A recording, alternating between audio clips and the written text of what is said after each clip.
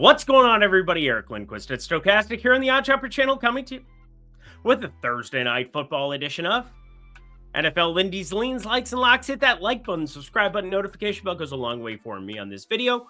Goes a long way for you. That way you become a prize whenever great content is going live here at our little neck of the YouTube woods. Hopefully you had a Merry Christmas, a Christmaka, Kwanzaa, whatever you ended up celebrating. I hope you had a fantastic time. You got home safely, and you're ready to rock and roll here for this 9-game NBA slate and 1-game NFL slate. We're going to cover the NFL one here on this. 9 games in the NBA streets. Check out NBA Lindy's in addition to it. And hey, if you want to get all the plays early, Lindy50 over in that Discord entails. Plus, pick'em cards coming to you. Ended up cashing that as we combined the Tatum Taco over on Prize Picks with Yabusele over 13.5 points plus rebounds plus assists. Joel Embiid sprained his ankle before that Celtics game started, which was really weird. He ended up playing through it anyway, but a little bit more limited. We saw a massive outing from Maxey. Lots of things that are happening in the moment that I can't necessarily account for here the night before, or I mean, who can account for Joel Embiid doing that in pregame warmups? But anywho, we got the NFL streets. We ended up sweeping the board on Monday. And then,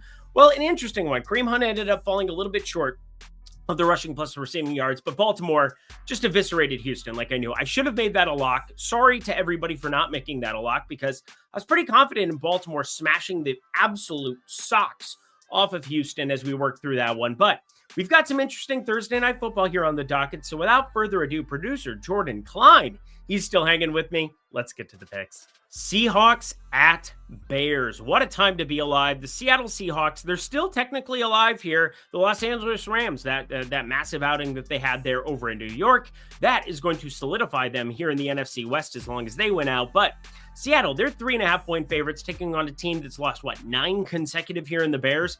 And the NFC North is a gauntlet. So we got to be a little bit constructive in terms of our criticism here with the Bears.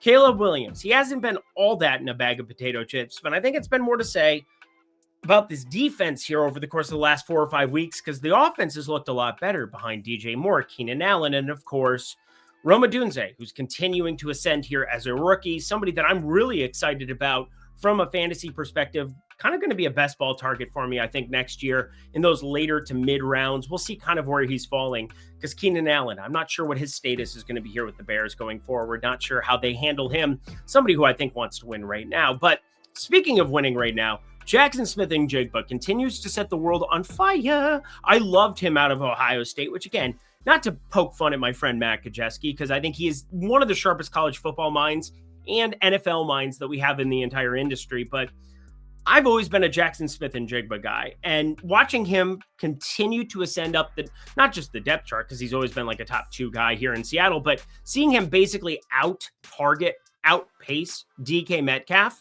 I don't think is all that surprising. And DK Metcalf looks like Adonis, but one thing about playing wide receiver in the NFL is getting open isn't just being big. Being able to catch a football isn't always just being, hey, I'm going to be here in space and catch it. Jackson Smith-Njigba, one of the best route runners I've ever seen break down on tape in the college game, or when you watch him on the field here in Seattle. So keep that in mind as well. But let's cover a couple of things that I think are interesting. We'll start lean like lock like we always do. Lean, something I'm thinking about betting, even though Chris Brooks, hello, Green Bay, that was fun times if you were able to take advantage of plus 650. Plus 550 was the best I had available to me, and so it didn't end up on my card technically, but saw all the winners, and it made me so happy, because that's what this is about. This video is about talking through the process. It's about finding value wherever we can and then being able to capitalize it. Something I'm definitely thinking about, though, in the value perspective is boom, over 42. This is a low number. And you look at the weather here in Chicago and what we have projected here for Thursday night. It looks pretty good. 46 degrees at kickoff. That is not your norm for December 26th in the Chicago. Somebody grew up in South Dakota, went to school at Iowa State. Just letting you know. You feel a lot more than 46 at kickoffs of 7 o'clock kickoffs or 8 o'clock kickoffs for local time. It's going to be a lot warmer, unseasonably warmer than what we see here in Chicago a lot of the time. And I'm not saying that that's the only reason here whatsoever, because Seattle, it's not like they're immune to cold or anything, or immune to hot, whatever I'm trying to say. I'm getting it over 42, basically being something that you look at the pass rate over expectation. I think Seattle is going to have to throw it a lot more in the absence of Kenneth Walker. Kenneth Walker is not going to be playing football here in this spot. I know a lot of people on their fantasy benches are looking, I could have used Zach Charbonnet the other week. Well, you're probably going to be able to utilize Zach Charbonnet this week if you still have him and you're alive in the fantasy playoffs in your championship games. So over 42, just saying, I think we see a lot of passing from both teams because what does Chicago have to lose? We basically saw a pretty consolidated timeshare there. 9 carries for DeAndre Swift. Roschon Johnson not really mixing in as much as I expected. So I think we see some pass-happy goodness here in Chicago on Thursday night. However, some of these numbers are inflated in the passing. Some of these numbers are inflated in terms of what we are expecting, even in the receiving game for the running backs. But one market on FanDuel that is continually giving us value is the anytime touchdown market. FanDuel has been awesome. Caesars is starting to come along for the ride. DK, at times, you'll find like a star player that really stands out in that value perspective. But look at Keenan Allen's target share here over the course of the last few weeks. It started to be on the rise in a very prominent way.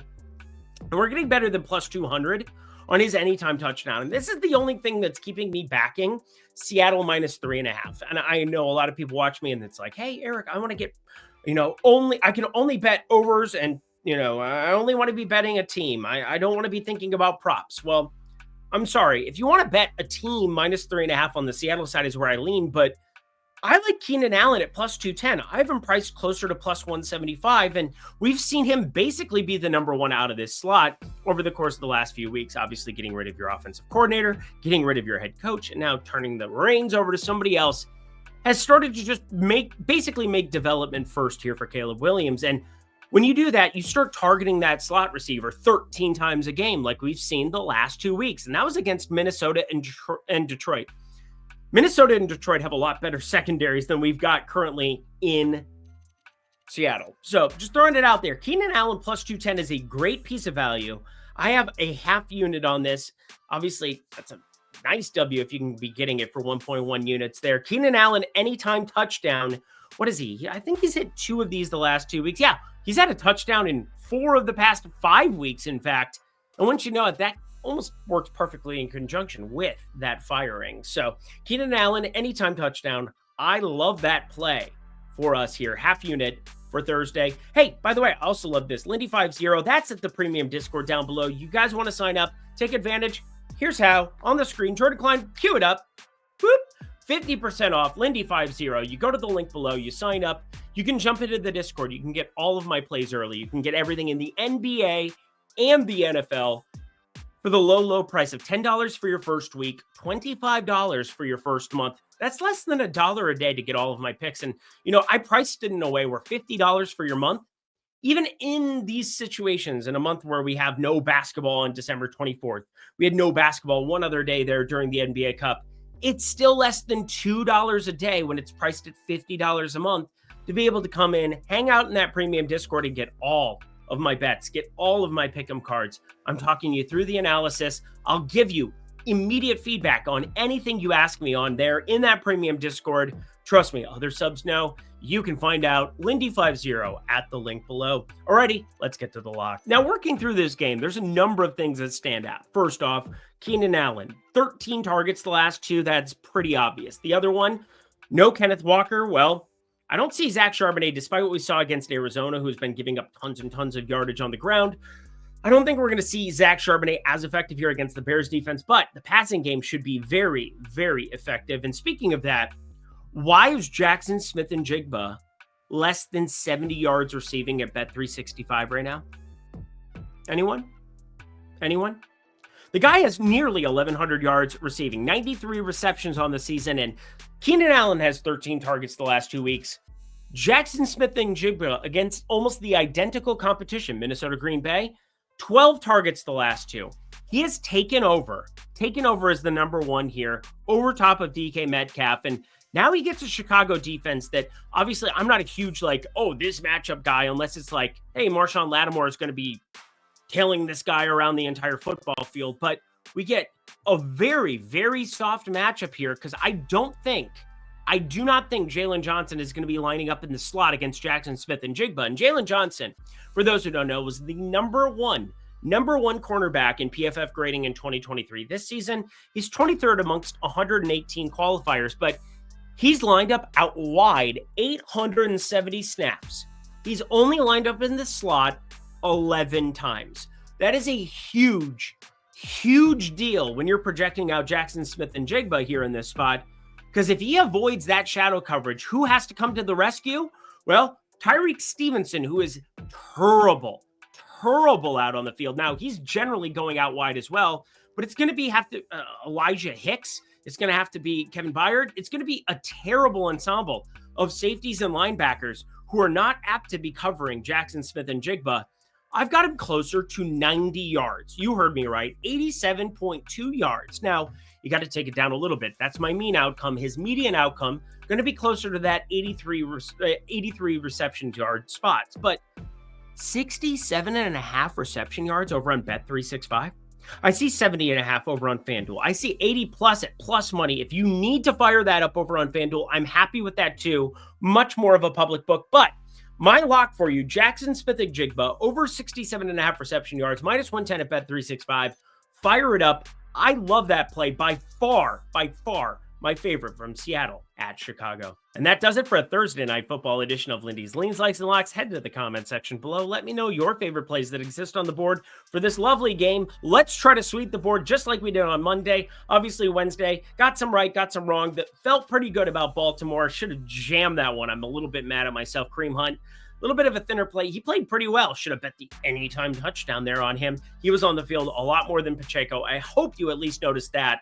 That was the main culprit of me giving your analysis. Thank you, Jordan Klein. We're going to get ourselves out of here. Check out NBA Lindy's as well. Until next time, friends, I'm Eric Lindquist. Best of luck in the NFL streets on Thursday night.